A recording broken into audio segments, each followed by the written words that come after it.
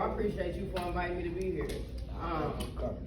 I am a reverend. I was ordained in the United Methodist Church, but I surrendered my credentials in 2017 because it was against the discipline to exist as my full self.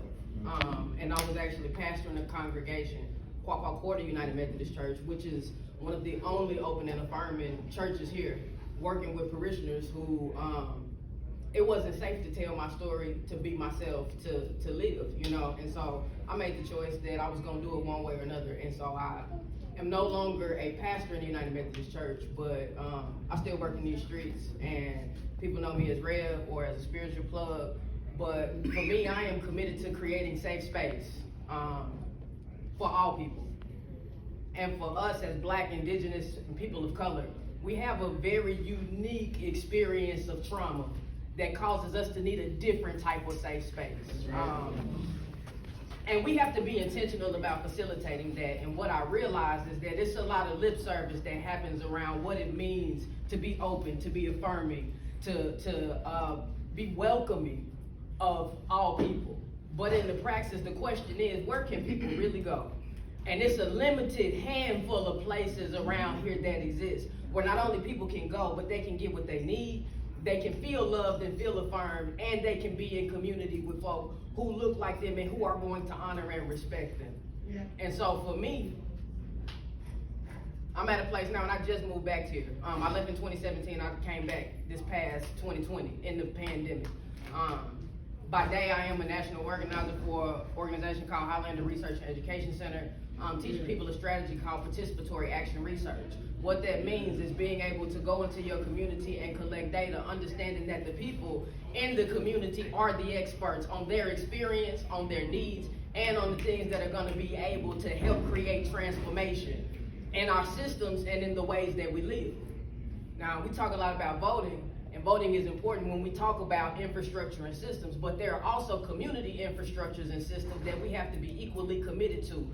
And when I think about mutual aid, and I think about growing up here in Little Rock, I could always go, I knew who on my block I could go and ask for what. I knew where it was safe to be able to go after school if my mama wasn't home. I knew who the people were who was gonna love and care for me, who was my village and my tribe. And there is a culture that we've still got to invest in around making sure that we have a continuum of care amongst us for us.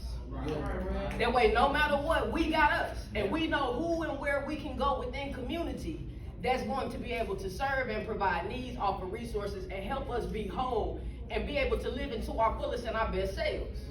And I believe that we all deserve that, each and every one of us. And so for me, I ain't going into no accolades or nothing like that, but if I was to give myself a bio, the first thing I am is a ninja, because I believe that we got to be strategic, working in the dark in order to make things happen, attacking things that we know are coming to infringe on our ability to live. An artist, a truth teller, a radical truth teller, a strategist, because I also believe that we got to be thinking critically about the ways that we can begin to put things together that don't look like the things that have formerly existed. And so as X was saying, we come from a history of things that already exist to serve us, of community, of power, of experiences, of folk who have been building things for decades. It's up to us to be able to learn those stories, to sit and to listen to the elders, to hear about the triumphs and the failures, because until we do, we don't know where we coming into the story. The story has existed long before we got here. And so as we continue to live into this narrative that's continually being written, we got to figure out what's our part in this story. Who are we going to be? What is it that's going to be written on the pages about us in terms of how we showed up for our people, in terms of how we lived, how we loved, how we helped other people understand the fullness of life that was available to them, and creating space for that. So y'all, I'm back. I have a nonprofit now called The Alternative Tribe, and we are committed to our own healing, growth, and development, creating safe space for Black, Indigenous, and people of color to do the work of healing, of growing together in community, and of developing a community for us that looks like and feels like what we need in order to be able to come together and to be whole together. And so if that is something that you're interested in, because I do believe that we are spiritual beings having a human experience. And just as they said, we stardust who made the choice to come down to this time-space reality to be able to have this experience to learn what we need to learn. And so I would like to work with anybody who's interested in being able to facilitate that space, because one thing I realized that all of us got to care for our spirits. And we've all got to be able to be still enough and have the space to be able to do that. And when we are able to do that in community, we're edified. We build trust with each other. We get to know who each other are, and then we become invested in each other's realities and each other's lives. And that's when we begin to move different in the world. And so that's all I want to say. I'm here to do that work. If anybody is looking, again, for that space to be a curator or facilitator or to help with that, by all means, please get with me. We the ones we've been waiting for. And the one thing I want people to know is we can never outsource our power. A lot of times we feel like the answers to questions are outside of us. But the truth is, it's when we go inside ourselves and do our own internal work of looking in the mirror, addressing our demons, looking at the trauma and saying, you know what, this is not it's not the end of the story. There's still more yet being written. And in our imagination, what is it can we conceive that makes tomorrow and what we can move into creating better than what it is that we already have? And so all that starts with us.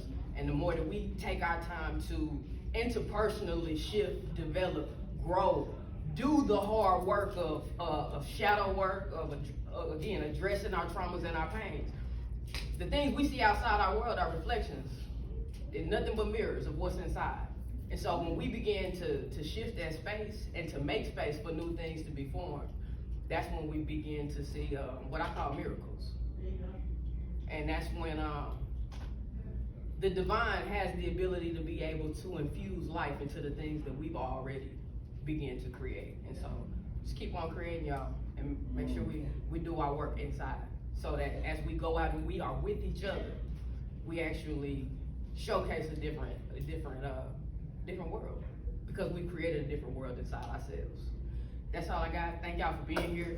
Thank y'all for the work that y'all are doing. And go to the other